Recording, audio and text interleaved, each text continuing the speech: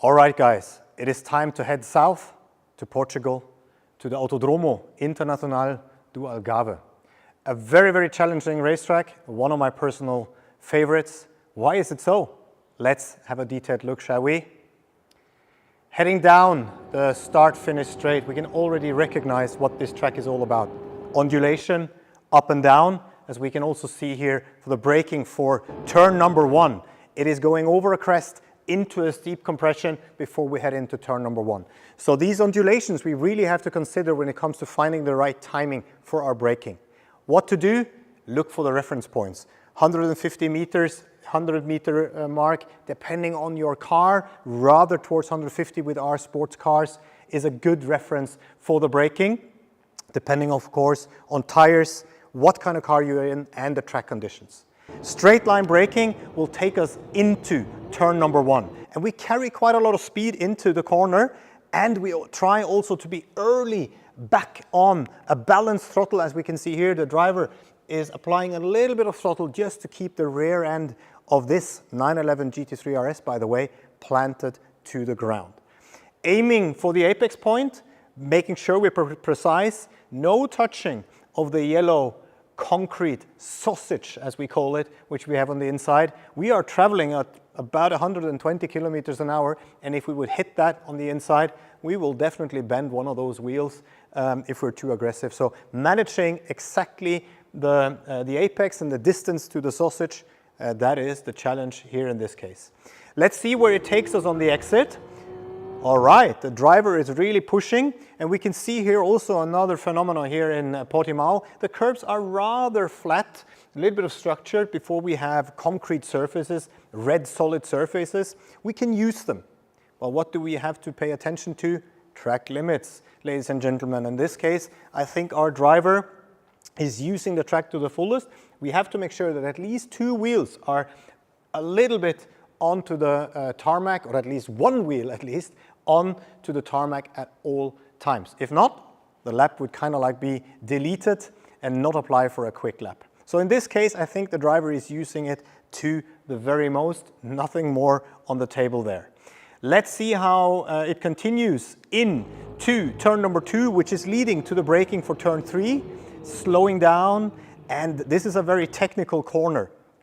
Again, we can see how the driver is hugging the inside on the apex.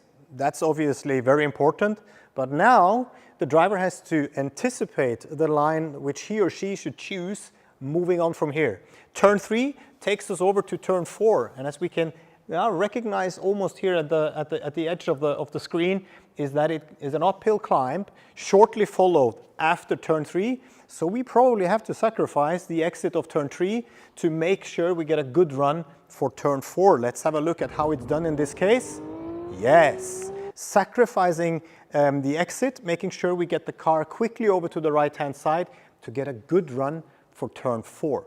Turn 4, in the beginning, a nice uphill climb, but it flattens out on the top. That means we will lose that compression, we will lose that road hug we have in the tires when we travel through the corner. So we have to utilize this phase in the beginning where the car is loaded to turn it into the corner, rotate the car so that we can get a good getaway out on the back straight, which is in between this corner, turn 4, and the upcoming corner, turn 5. So let's see how it is done here in this case. Hugging the inside beautifully, using the track for the most. We can also see on the throttle, that looks good. And then track limits, in this case, perfectly executed. Definitely the 2 left-hand side wheels perfectly planted on the track. No issues there.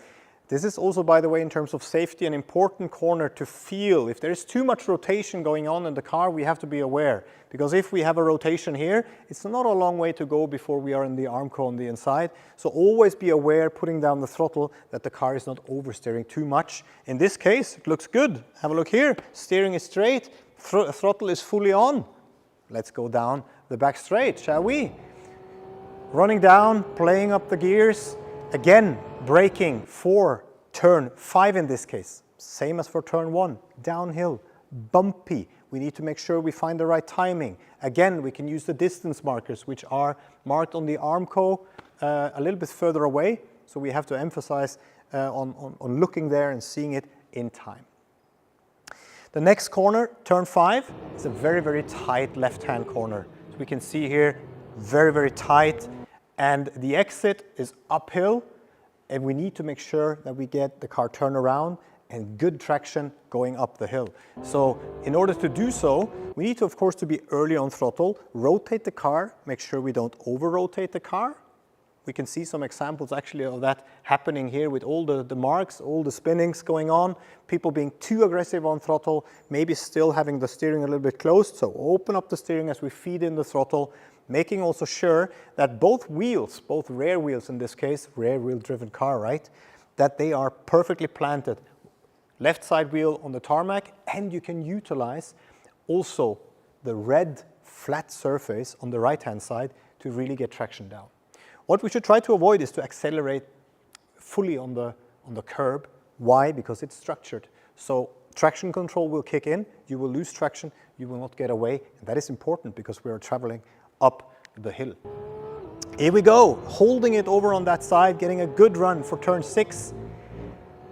Diving into turn 7, I love this section of the track, and then slowing it down for a very, very technical turn 8. Very, very technical turn 8. So this is here, we just manage keeping the car under control. Why? Because we are braking heavily while having a little bit of steering input. What happens? The car will over-rotate, so we need to take back steering. We need to manage the brake pressure to make sure that the car goes in the direction and with the line we need. Managing, of course, also track limits, in this case, nothing to complain about, but also use the track on the other side because we want to widen the radius for turn 8. Hugging the inside, very, very close to the orange sausage, utilizing the exit again, in this case not red, but a green surface, which we can also use to lean on, at least as long as it is dry.